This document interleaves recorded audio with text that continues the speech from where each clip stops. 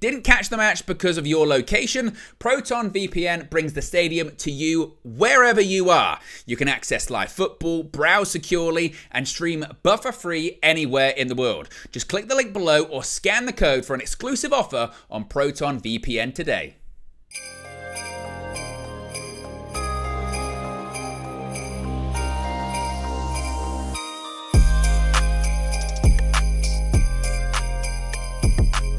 Arsenal 2, Manchester United 0 here at the Emirates in the annual L, the annual L at the Emirates that we always have here. How do you break that down? Do you know what? For large parts of the game, I thought we was all right. Of course, we know what we are. We know the teething problems that we've got. We know the situation that we're in with the new manager, and I thought for large parts we competed. We defended quite well. Our attack wasn't very good. We was a bit sceptical in trying to go forward, but we were just trying to stay in the game. And the first half was quite average from both teams. I think actually, we both had no shots on target.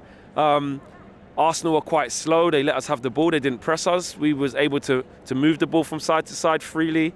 But when we got into the sort of middle and final third, we didn't really have anything where we could create. We weren't really believing in what we were trying to do. I think we were more scared of trying to not make mistakes, more scared to not concede. And you could clearly see that the tactic was don't go crazy pressing, sit off, stay in the game and try and build from there.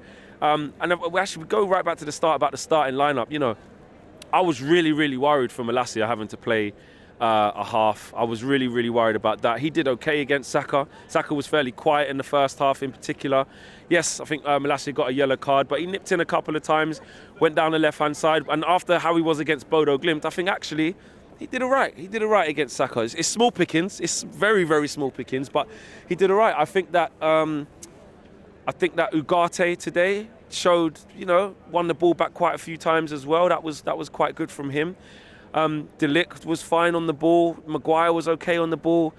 I think Arsenal, they made it easier for us in the first half. They didn't come at us. They didn't press us. And I just think that at half-time, out of the two sides, Man United definitely would have been the happier. At half-time, I was like, I'll take that. I think from set pieces, I think Onana claimed one in the first half. Then I think Partey had one where he probably should have scored that one. Dalla had the shot that flashed across the post that was fairly close. But other than that, I think Arsenal were quite mundane. But the problem is that you always felt that Arsenal had the gears to go up. You know that Arteta was going to get into them at half-time, and you knew that their level would rise, and the question marks would start to arise from us of what would it look like when they start to up their level. We get Ahmad on at half-time, which was the right situation to do. Give Malacia a 45 minutes. But to be honest with you, it was just conceding silly corners. I think Garnacho slipped over. I couldn't see from Mike. Josh, was that what happened? Garnacho slipped for that corner. Yeah. Is that what happened? I was so far away. I can't see how we conceded the corner for the first goal. And then the Arsenal cheat code kicks in. The Arsenal cheat code kicks in. It doesn't matter that Gabriel's not there. We maybe thought that, listen, Gabriel's not there, so they're not going to be as strong from corners. It doesn't matter. The way that they set up, nobody's managed to work it out yet, and that was our Achilles heel. They were free every single time from corners, and that is what Arsenal do. So that's disappointing. The fact that, we couldn't stem the flow. Which I get. Nobody's managed to stem the flow. Arsenal do this to every single team they play against, and nobody's worked it out yet. And we fell victim to the same thing.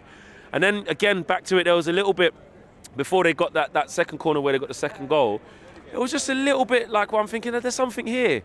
There's something here. If we can have a little bit of belief, if we can get on the ball a little bit more, there's something here. Then De Ligt has that header that forces a fantastic save from Raya.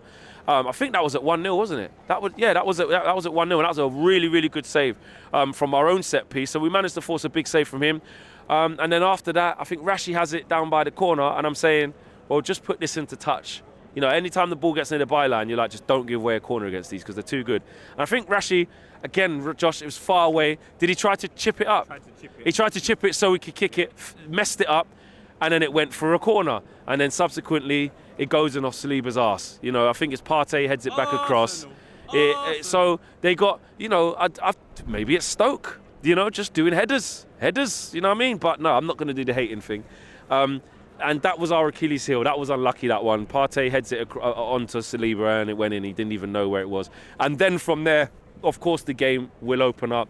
Arsenal will get some chances, and we got some good blocks in and a couple of decent saves to stop it being 3s and 4s from that point on. But for largely, Arsenal weren't great, but they didn't have to be great to beat us. Arsenal didn't have to be great to beat us today. They just had to do the things that they did, and that's what it is. But from our point of view, is there things that we can take as a positive from this game?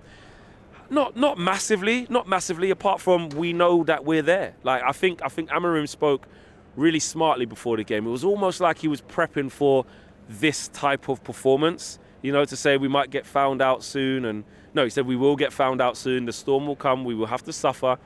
And large parts of the day we did suffer because in transition we didn't have great quality. I will admit that. I think yes, where we defended quite well, but going forward we just weren't potent enough. Garnacho wasn't in the game, and when he was, he either tripped up or messed up or gave away the possession. Bruno in that deeper role today wasn't great. Had a few chances to knit some nice passes together, and he either overhit the pass or lost the ball a couple of times in transition. Ugarte had to come across and change it. Mason Mount couldn't really get on the ball. He pressed well and his movement was good as usual, but couldn't get on the ball. I think at wing-backs, both wing-backs couldn't really get on the ball in an attacking sense in Dalot and Malacia in the first half. Ahmad comes on, starts cooking Zinchenko straight away, gets him booked. Do you know what I mean? So much that they had to take him off. So if Ahmad would have started, potentially, you never know, we could have had a little bit more. But overall, I just think we all felt that this was a step too far too soon. And I think for parts of the game, we did see that. But for most of it, I was, I was like, you know what? At the end of the day, nice one. At the end of the day, we hang on in there, and we got done by the Achilles heel that is Arsenal's set pieces. From open play, I don't think we were too bad, and I don't think Arsenal were too great. But they did what they had to do, which was to win the game. They did what they was meant to do. We learned. It was great that Yoro got some minutes.